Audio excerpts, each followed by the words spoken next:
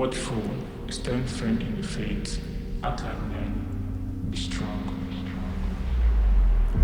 The first time they told the boy not to cry, something holy left his body. Not like thunder splitting the sky, more like a shrine abandoned mid-prayer. And somewhere between the scripture and survival, you learned that silence means strength. At what age did we begin teaching our young boys to walk around with storms trapped in their chests? When the tears become shameful in the bodies of men. When a child is born, the first proof that spirit survived flesh is its cry. Even the heavens must weep before the earth can yield fruit. And boys taught to bury grief do not all die the same way. They die differently. 3 men, same wound, but different scars. 1, Chibuzo. When death visited my cousin's home, it became everyone's strength. He held grief with trembling hands and stood straight at his mother's funeral. I didn't even attend because I was stupid enough to think he was going to be okay, while everything inside him begged to collapse. The world handed him a coffin and still expected him to carry everyone else too. And for this, Buzo, I am sorry. You are not made to be stoned. You are allowed to grieve. You are allowed to break. You are allowed to cry. You are human. 2. Ebuka taught me that survival can make a man slowly shrink away. My brother always smiles, but sadness follows him around like a shadow, like inherited wreckage. His bills pile up like accusations against him, and we all know that a man in financial ruins is called a failure. So rest becomes irresponsible, dreams too expensive. Some people scream when they are drowning, but my brother slowly shrinks away quietly. He says, I'm fine, like an exhausted soldier, even when he is not. Who among you taught him that drowning on my watch is called being a man? 3. Paul had the loudest laughter in any room. The kind that made you believe that joy lived in his home permanently. He found God only in bruises, and one day, he was gone. Just like that. We buried him even before he took his own life. And I found goodbye written differently in the notes he left behind. My friend was a man.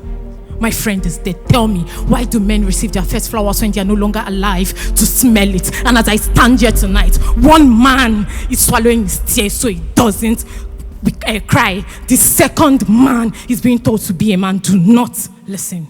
The gods did not place rivers inside you so he can die of thirst internally. For the first time, they told him not to cry. Everything inside him left. Wow. The men are standing up, and I saw some statistics, I think a few days ago, that says about 500,000 men commit suicide yearly. So this is a very spot on message at this time. One more time, please give it up for Lulu.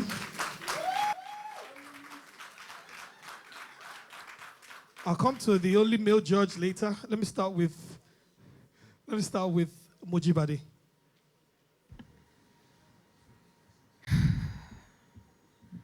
Well done, Lulu, and thank you for spotlighting such a critical issue. The emotions are still in this room, even as I'm passing and giving this feedback. So we felt it. And you can still feel it. I think the authenticity of the content is palpable, and the message was clear.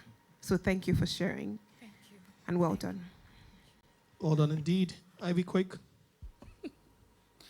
Lulu, why are you shaking? So I understand. It's okay, breathe. Breathe. I understand that it's a tough place to be on stage.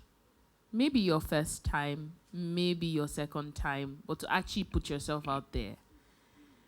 I could feel you holding yourself back. I know you probably had questions in your mind on this piece. I know what you can do, and I felt like this performance, not the piece is powerful, it's strong, but I felt like this performance was you holding yourself back, because there's so much that you can do, Lulu. For me, it picked up close to the end, where I could connect with you. I think there was something that just landed, and then you could feel yourself once again. And there are many things that you can do. I thought it was a great piece. The performance, I can't really say. So just don't think too much about it. Come next time and give us everything that you have.